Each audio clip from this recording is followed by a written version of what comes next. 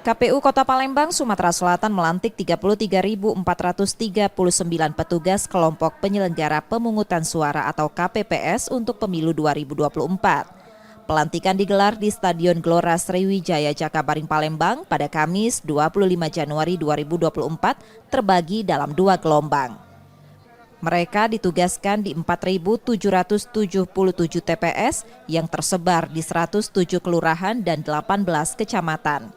Setiap TPS akan berisi 7 orang dan 2 orang petugas keamanan.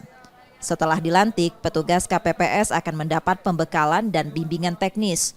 Mereka bertanggung jawab terhadap penyelenggaraan pemilu di tingkat TPS, mulai dari persiapan, pelaksanaan pemungutan suara, dan penghitungan suara.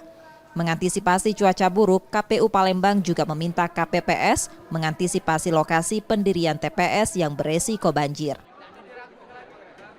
Tugas KPPS setelah BIMTEK itu sampai tanggal 30 ya, untuk persiapan mungkin dari persiapan penerimaan logistik dan tempat pendirian TPS karena mungkin sekarang cuaca hujan, apakah perlu digeser ataupun tetap di titik lokasi yang sudah ditunjuk. Nah, hari ini kami sampai ke tanggal 5 pemetaan antisipasi di bulan 2 tetap turun hujan, maka kami akan menggeser TPS-TPS memang posisinya banjir. Banyak petugas KPPS baru pertama kali berpartisipasi. Mereka berharap bisa turut serta mensukseskan penyelenggaraan pemilu. KPPS. Baru pertama kali ini. Kenapa nih motivasinya ikut? Pengen aja nyoba pengalaman baru, soalnya belum pernah.